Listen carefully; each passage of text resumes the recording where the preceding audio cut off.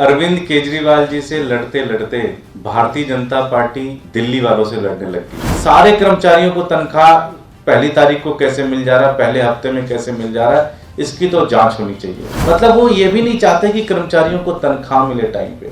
उस काम को कैसे रोका जाए, उस काम को कैसे खराब किया जाए, उस काम के विरोध में कैसे जाया जाए। अगर मुझे लगता है कोई सीख सकता है तो ये भारतीय जनता पार्टी दिल्ली की जो यूनिट है ये दिन भर यही करती है। और इस जो आपने 7,000 कर्मचारियों को पक्का किया, इनको हम इनका पक्का वाली चीजें खारिज कराएंगे।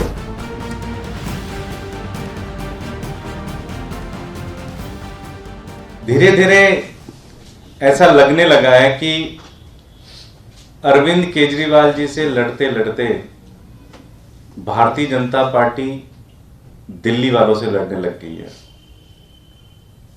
और कहीं ना कहीं अब वो दिल्ली वालों से बहुत ज्यादा नफरत करते हैं। कोई भी अच्छा काम होता है, तुरंत उस काम को कैसे रोका जाए, उस काम को कैसे खराब किया जाए, उस काम के विरोध में कैसे जाया जाए। अगर मुझे लगता है कोई सीख सकता है तो ये भारतीय जनता पार्टी दिल्ली की जो यूनिट है ये दिन भर यही करती है।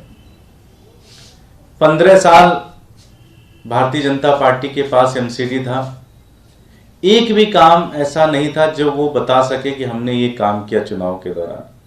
इलेक्शन कैंपेन में वो इधर उधर की बात खूब करते थे, लेकिन कभी भी एमसीडी की बात नहीं करते थे कि एमसीडी में उन्होंने क्या किया। 8 महीने मात्र हुए अरविंद केजरीवाल जी की एमसीडी में सरकार बने हुए।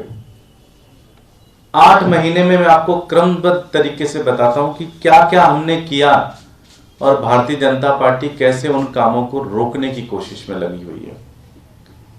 सबसे पहला काम जो कर्मचारियों को तनख्वाह का मामला था, आपको ध्यान होगा नवंबर 2010 में आखिरी बार उनको तनख्वाह मिली थी समय पर, और अब हम लोगों हमारे आने के बाद उनको तनख्वाह मिलने लग गई। भारतीय जनता पार्टी को तो इस पर धन्यवाद देना चाहिए था कि भाई जो 15 साल में हम नहीं कर पाए, आपने 6 महीने में वो काम कर दिया, तो उनको तो धन्यवाद देना चाहिए था। हमारे मेयर का धन्यवाद देना चाहिए था, सीएम साहब का धन्यवाद देना चाहिए था।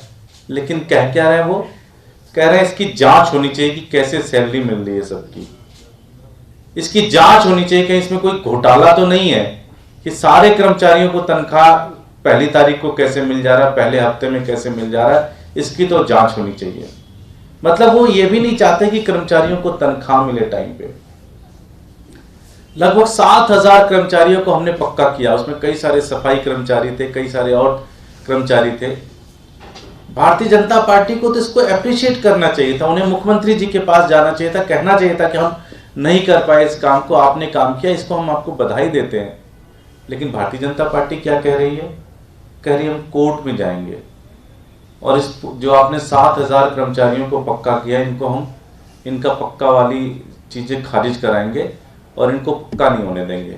उनकी जो परमानेंट नौकरी हुई उसको परमानेंट नहीं होने देंगे और इसको खारिज कराएंगे कोर्ट से। बताइए ऐसे कौन करता है?